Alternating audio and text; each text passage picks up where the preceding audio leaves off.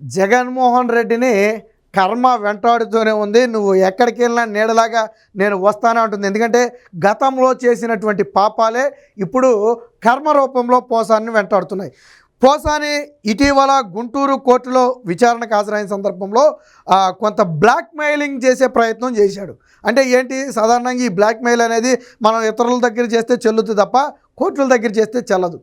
నాకు బెయిల్ రాకపోతే ఆత్మహత్య శరణ్యం, నాకు ఆరోగ్యం బాలేదు, నాకు 2 సార్లు గుండెకి ఆపరేషన్ చేశారు, స్టంట్లు వేశారు, నేను మందులు వేసుకునే పేషెంట్ని, నన్ను ఇలాగ కోర్టుల చుట్టూ తిప్పినా, జైల్లో పెట్టినా, నాకు అంటే అనారోగ్యంతో ఉన్న నన్ను ఇలా ఇబ్బంది పెడితే నాకు ఆత్మహత్య శరణ్యం తప్ప వేరొకటి కాదు అని ఒక రకంగా జడ్జినే బెయిల్ ఇమ్మని బ్లాక్మెయిల్ చేసినట్టుగా ఉంది. ఏదో సినిమాలో చూడండి, ఏదో ఇచ్చేయండి బెయిల్ ఇచ్చేయండి అని చెప్పి చెప్తారు చూసారా, అలాగే పోసానియే తన అనారోగ్యాన్ని కారణంగా చూపి ఒక రకంగా వాస్తవానికి ఏడ్చాడు. పోసాని మురళీకృష్ణ కోర్టులో బోరుని ఏడ్చుకుంటూ ఈ మాటలు చెప్పాడు. నాకు బెయిల్ రాకపోతే ఆత్మహత్య శరణ్యం తప్ప నాకు వేరే గతి లేదని ఏడ్చేటప్పటికి అందరూ షాక్ అక్కడ. ఎందుకంటే ఇలాంటి ఘటనలు రేర్గా ఎదురవుతుంటాయి. అందులో పోసాని లాంటి వ్యక్తి ఏడ్చి మాట్లాడేటప్పటికి అందరూ కొంత షాక్ అయ్యారు. బట్ ఏదో పోసాని ఏడ్చాడు కదా అని చెప్పి జడ్జి జాలిపడి వదిలేస్తారంటే చట్టం తన పని తాను చేసుకుంటూ వెళ్ళిపోతుంది. కాబట్టి ఈ నెల 26 వరకు రిమాండ్ అయితే విధించింది. అక్కడ పోసాని ఏడుపులేమి కోర్టులో అయితే పనిచేయాలి. అయితే ఇదే పోసాని గతంలో రోజా ఏడ్చినప్పుడు కొన్ని మాటలు అన్నాడు. ఏమన్నాడు తెలుసా?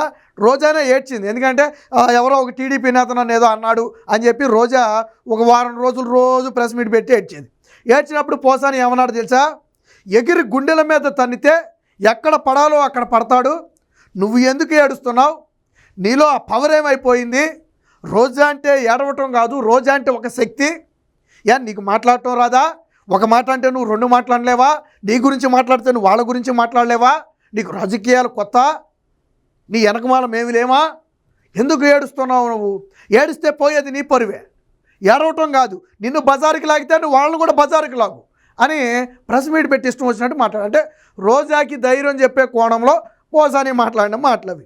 మరి ఈరోజు నువ్వెందుకు బోరుని ఏడ్చావు?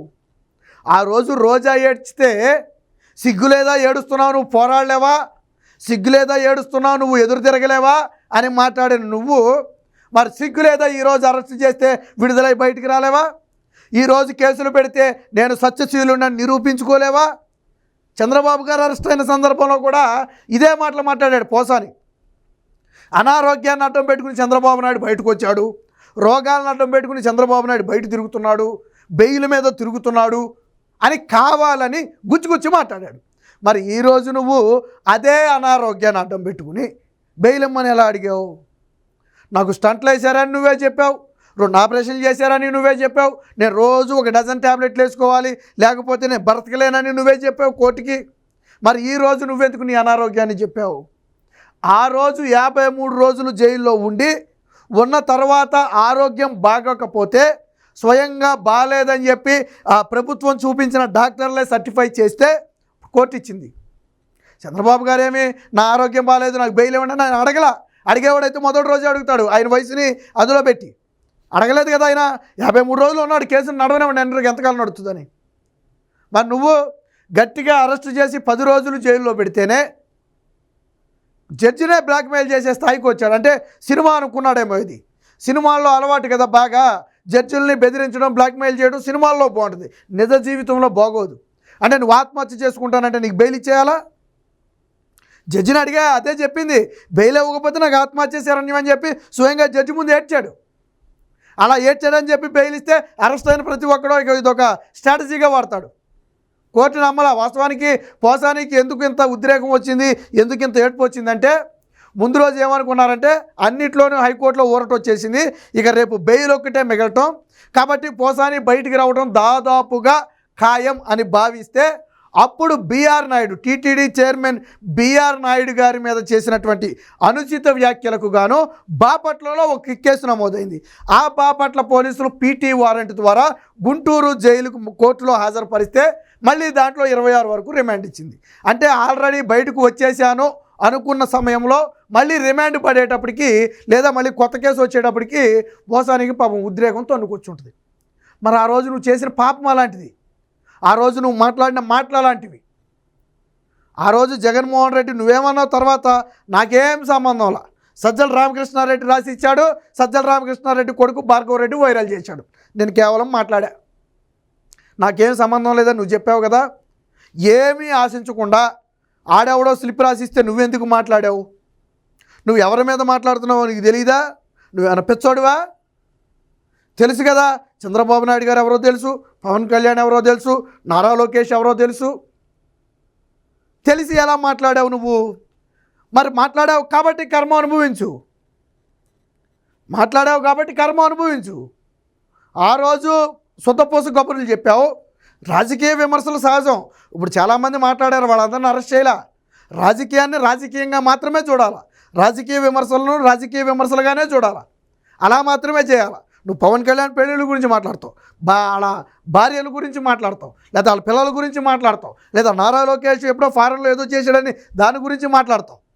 చంద్రబాబు గారు వెన్నుపోటు గురించి అని మాట్లాడతావు. ఆయన వెన్నుపోటు పొడితే 3 సార్లు 4 సార్లు ముఖ్యమంత్రి ఎలా అయ్యాడు? ప్రజలకు తెలీదా?